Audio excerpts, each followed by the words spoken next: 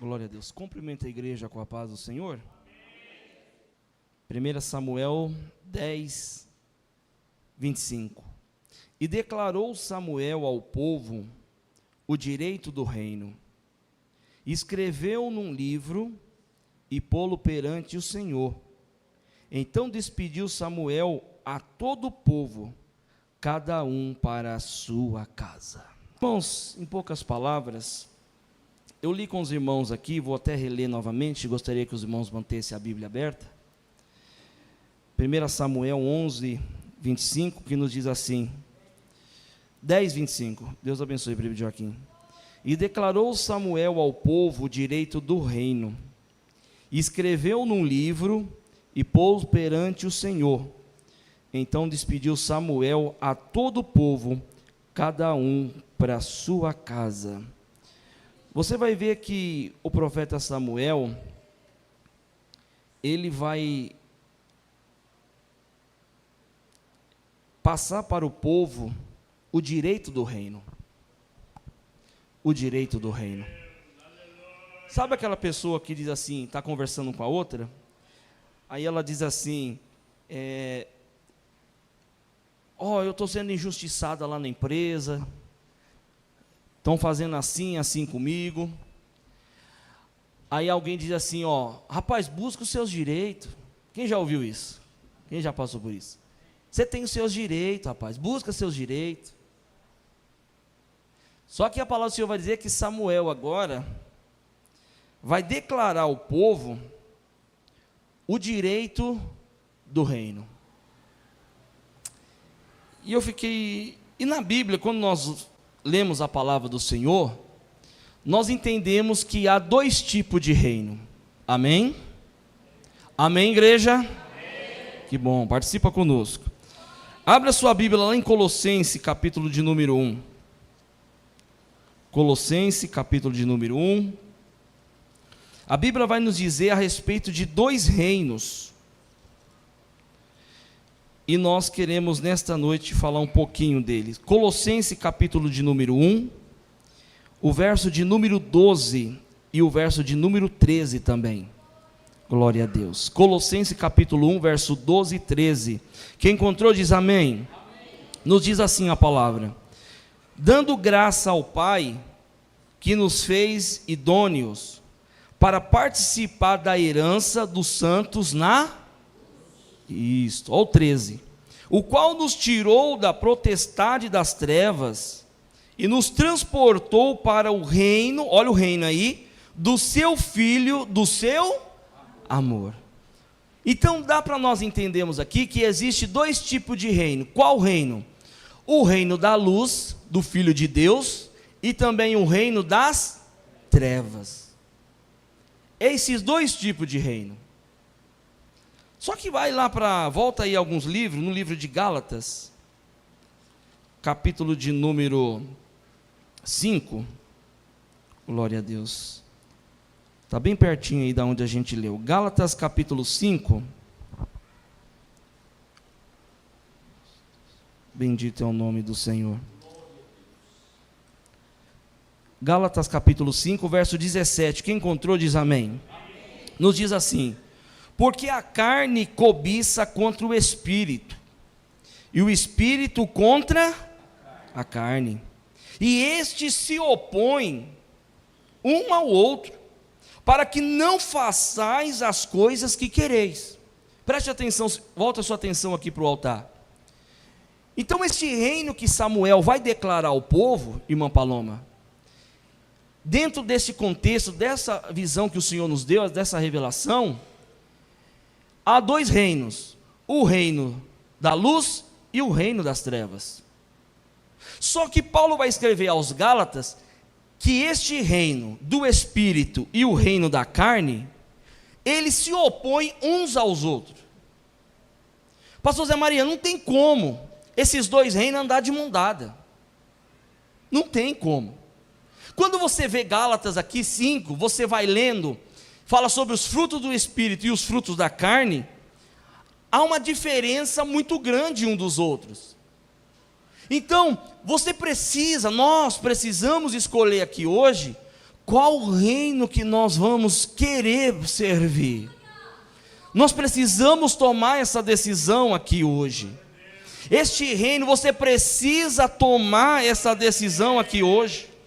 Só que a palavra do Senhor vai dizer, voltando lá em 1 Samuel, e declarou Samuel ao povo o direito do reino. Então Samuel colocou diante dele esses dois reinos, colocou diante do povo, para eles fazer a escolha, qual caminho eles iriam andar e viver diante do Senhor.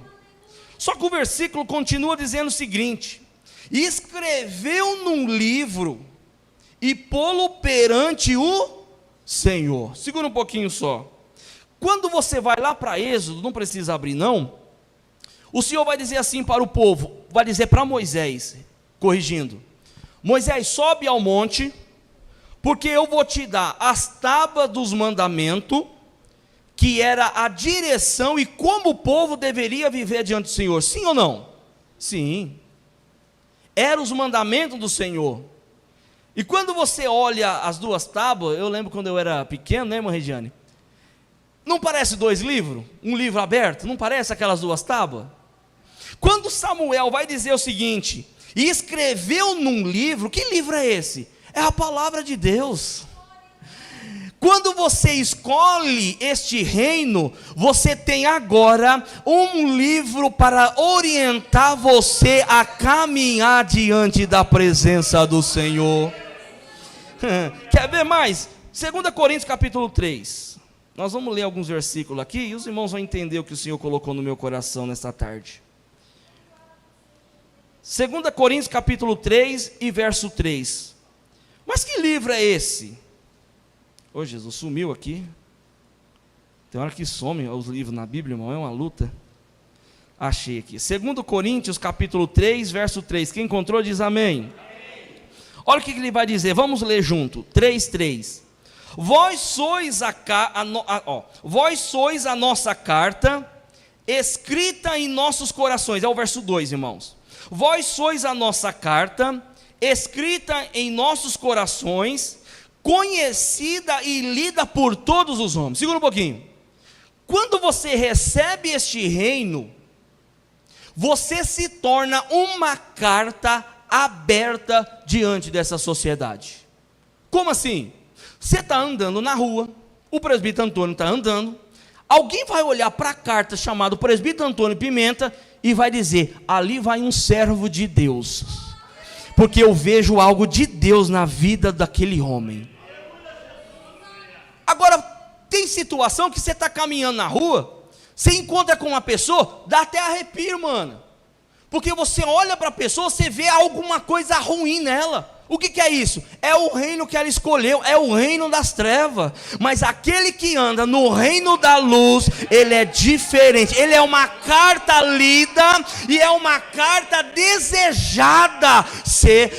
Irmão, você está andando na rua, alguém vai olhar assim para dizer assim. Eu tive uma experiência uma vez, a pessoa chegou para mim assim: irmão, é crente? Sim, sou crente. Ah, deu para perceber. Aí você começa a conversar, aí a pessoa diz assim, ó, eu sou desviado.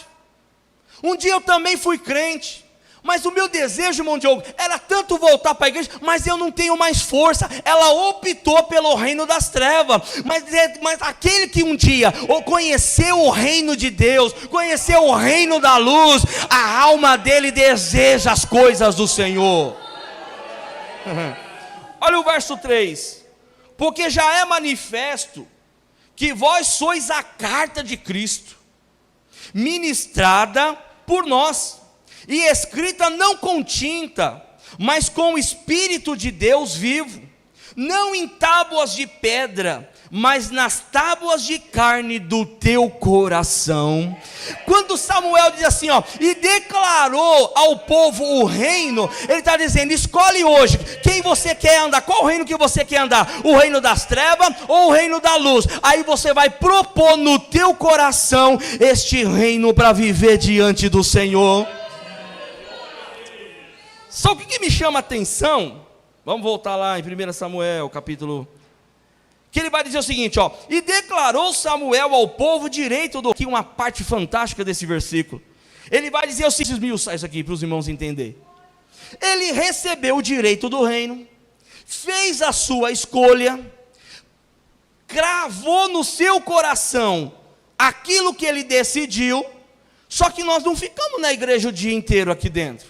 Alguém mora aqui na igreja? De forma alguma. Nós vamos ter que voltar para a nossa casa, nós vamos ter que voltar para o serviço, temos uma faculdade nos esperando amanhã, a empresa está nos esperando. Só que o reino que você escolheu aqui diante de Samuel, que é a figura de Cristo, vai te acompanhar aonde você estiver. Alabacaçúbia.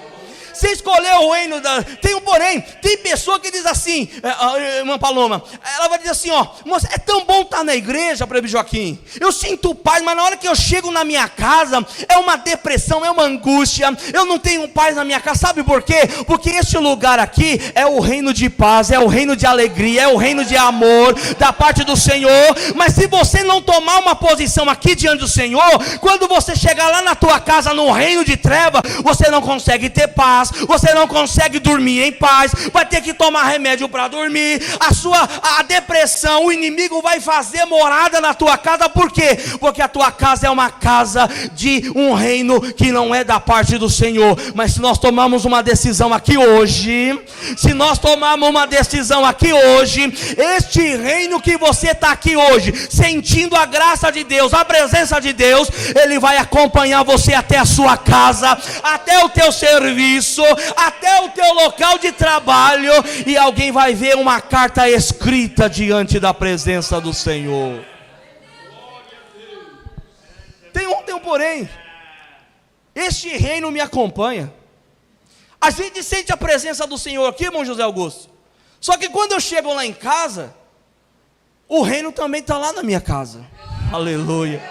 Quando eu dobro o joelho na madrugada lá na minha sala, não olho no quarto para não acordar a esposa, aí quando eu vou lá e vou orar, o reino de Deus também está lá na minha cozinha, está lá na minha sala. Quando eu abro a palavra e vou ler na madrugada, seja qual for o horário, o reino de Deus está lá. O reino de Deus não pode ficar só aqui dentro na tua vida, mas precisa estar na sua casa, no seu meio familiar, porque aonde você estiver, haverá paz e tranquilidade da parte do Senhor. Este é o reino de Deus. Mas tudo bem, Mateus 13, presbítero Antônio quase lê um capítulo antes. Mateus capítulo 13. Só que tem um porém, querida igreja, amados irmãos que estão em casa nos assistindo. Mateus 13, 24. O diabo vai lutar para que este reino, ele venha morrer na nossa vida, e ele venha ser atrapalhado, porque o diabo não quer ver ninguém em paz. No mundo tereis aflição, e ele quer que nós sofremos aflição. Só que nós sofremos aflição, mas lá no nosso coração tem um reino de paz e de luz, que nos tranquiliza e nos dá paz para viver em meio à tempestade. Só que Mateus capítulo 13 e o verso 24, vai nos dizer o seguinte: propôs-lhe uma outra parábola dizendo, o reino dos céus, o reino dos céus, é semelhante ao homem que semeia uma boa semente no seu campo. Que campo é esse? É o coração, é a sua vida. Aqueles que optaram pelo reino da luz, pelo reino espirituais, dos frutos do Espírito de Gálatas 5, ele tem no seu campo uma boa terra. Sabe o que é boa terra? Pergunta para um agricultor, o que é uma terra ruim? Mano, você joga semente, você trabalha na terra, mas não nasce nada. O pastor prega, o dirigente aconselha, o presbítero Antônio liga, faz visita, é o nosso dirigente responsável aqui hoje, faz visita, e a terra é ruim, a terra não produz nada.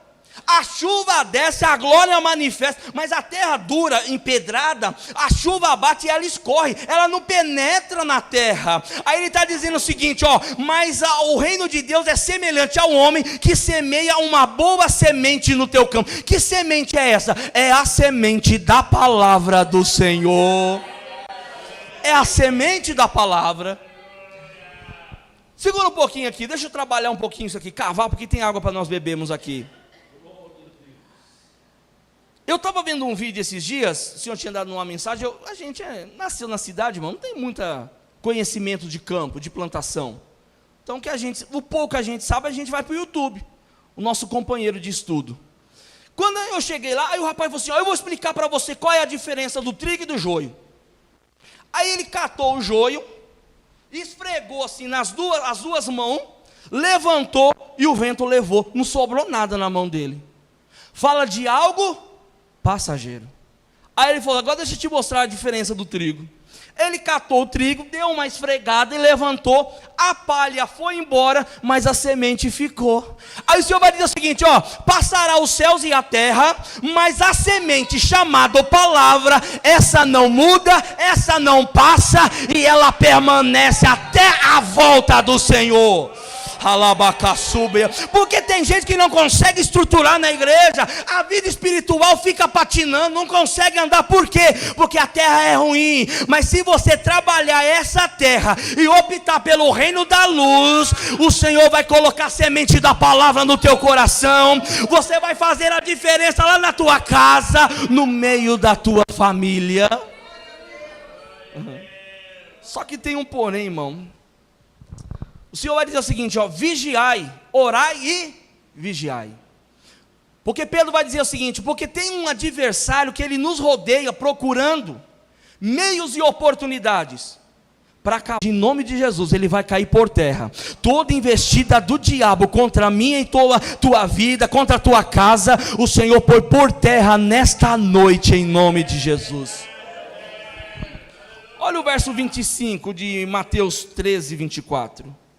Mas dormindo os homens, veio o seu inimigo, vós muitos fracos e doentes, e os que dormem. Isso é o que? É uma luta espiritual.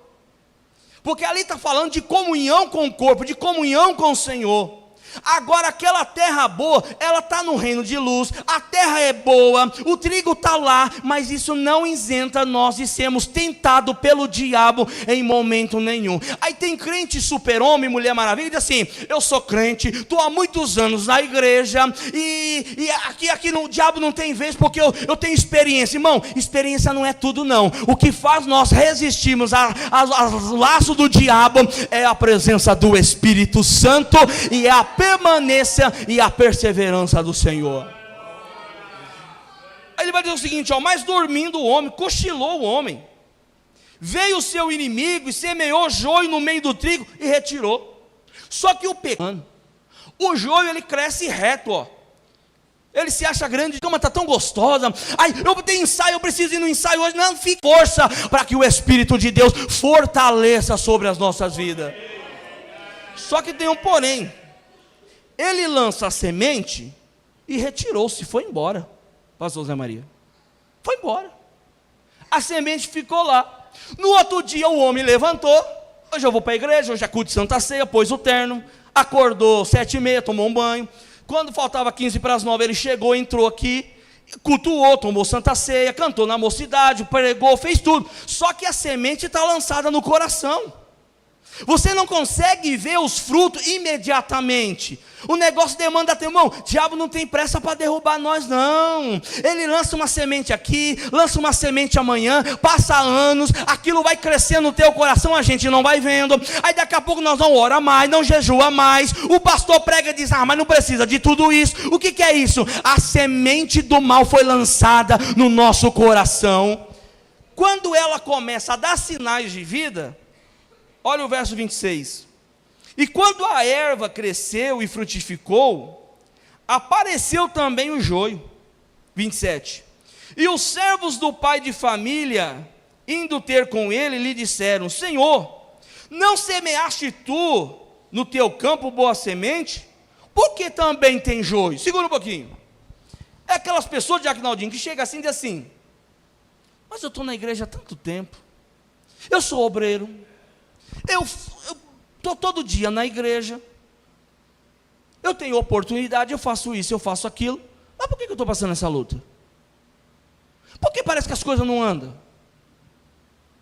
Aí nós começamos a entrar em parafuso, por quê? Porque nós estamos na igreja. O trigo não foi colhido ainda, o trigo está lá, está firme. Mas só que do lado tem mais como consertar, irmão. Vamos vigiar hoje, vamos orar mais hoje, para que amanhã Ele vai dizer o seguinte: Senhor, podemos arrancar o joio? A minha mente, a hora que eu penso assim, eu acho que vocês também pensam. Se eu pudesse voltar no tempo, eu faria tudo diferente. Alguém pensa assim também, ou é só eu? Então chega na minha e na tua vida, e Ele tira aquilo que não é da tua vontade. O homem agora vai ter que, já estamos caminhando para o final, nós vamos ter que viver agora com as consequências das nossas escolhas. A mãe fala: não faça isso, filho. A esposa assim: meu bem, não anda por esse caminho, isso não é bom para nós, não é bom para a nossa casa. O marido está dizendo: mulher, não faça isso, isso não é bom. Mas muitas das vezes nós não escutamos. Nós não somos sensíveis a ouvir Deus falar na boca da pessoa que está do nosso lado. Mas a semente está sendo plantada, as coisas ruins estão se aproximando. Irmão, vamos nos despertar hoje diante da presença do Senhor, para que este mal caia por terra, e o Senhor venha crescer na minha e na tua vida. Olha o verso 28, ele vai dizer o seguinte, ó: e ele lhe disse: o inimigo é quem fez isso. E o servo lhe disseram: queres, pois, que vamos arrancá-lo? 29. Ele, porém, lhe disse: não, para que ao colher o joio, não arranqueis também o trigo com ele. Olha o 30. Deixai crescer ambos juntos, até a ceifa. E por ocasião da ceifa, direis ao ceifeiro: colhei primeiro o joio, e atai em molhos para queimar, mas ao trigo juntai no meu celeiro. Irmão, pode caminhar com essa angústia, pode caminhar com essa luta, com as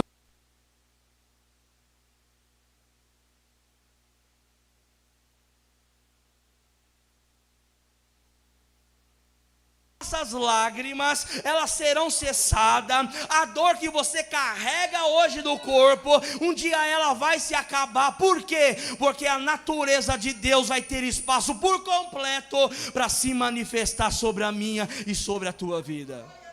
Não tem como mudar. Bem que nós gostaríamos, mas tem decisões que não dá mais para voltar atrás. Temos que levar as consequências e as marcas. É dolorido? É dolorido. Machuca? Machuca. Mas são escolhas que nós fizemos. Só que agora eu encerro com vocês Lucas, 2 Coríntios, capítulo 5, e o verso 1. Glória a Deus.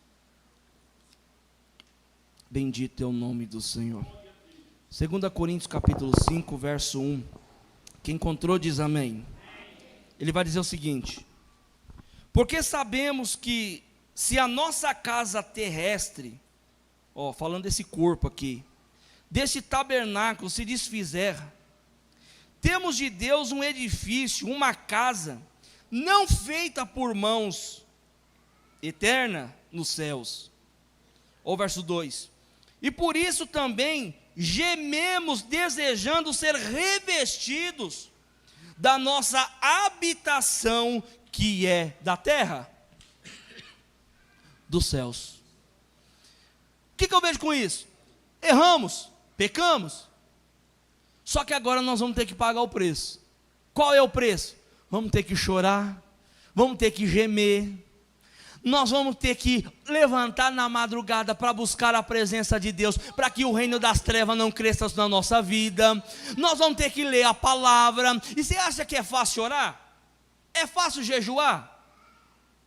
A barriga dói, o estômago pede comida. Parece que no dia que você faz um jejum, o chefe capricha no café da manhã, capricha no almoço. Eu olho assim e falo: ô Jesus, que luta medonha é essa? Mas sabe o que é isso? Nós vamos gemendo mesmo assim. Vamos rejeitar o café da manhã. Se der para rejeitar aí o almoço, você vai rejeitar. Mas o negócio é esse: vamos buscar o reino dos céus, o reino da luz, para que Deus manifeste sobre nós a tua misericórdia. Eu disse que eu ia terminar, mas está difícil, viu? Vamos lá, Salmos 126. Esse aqui não estava no script não, mas o Senhor colocou agora. Aí sim eu encerro com vocês. Salmo 126. Eu amo muito essa passagem. Glória a Deus. Glória a Deus. Salmo 126 e o verso 5. Quem encontrou diz amém. Os que semeiam em lágrimas, olha aí, cegarão com a... Por que você está na igreja? Por que você veio aqui com luta e com dificuldade? Porque você sabe que amanhã haverá uma recompensa da parte do Senhor.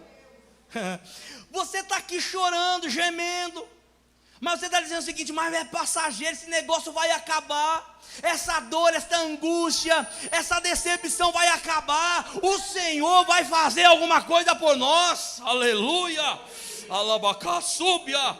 Olha o verso 6, aquele que leva a preciosa semente, que semente é essa? É a palavra de Deus, ó, andando e chorando, voltará sem dúvida com alegria, trazendo consigo os seus molhos. O que é isso? É as recompensas diante do Senhor. Nós vamos chegar diante do Senhor e dizer assim: Senhor, eu pequei, eu fiz o que não devia, eu transgredi os teus mandamentos, eu pequei contra o Senhor e contra ti, os meus pecados estão nu e patente diante do Senhor, mas só que tem aqui um coração contrito e um coração que lutou em meio às lutas e às dificuldades para alcançar de novo a tua. Tudo bem. E com a carta e mandou eles para casa. O que é isso? Você recebe a orientação de Deus aqui, você recebe as instruções do Senhor aqui, mas lá na tua casa, quem vai tomar as escolhas não é o Senhor, é você que vai escolher o que você quer para a sua casa e para a sua família. É você que vai tomar as escolhas. Os jovens que estão aqui, dá tempo ainda de consertar, para que o seu futuro, a sua família, seus filhos no futuro, não seja afetado. Só que tem um porém. Nós que estamos aqui casados, toda a igreja, precisamos vigiar, porque as consequências vêm para nós, mas também alcança todos aqueles que estão à nossa volta. Escolhai hoje, e coloca no teu coração, e vai para a tua casa, e a decisão que você escolher e optar por ela aqui hoje, é o reflexo da sua casa amanhã e depois.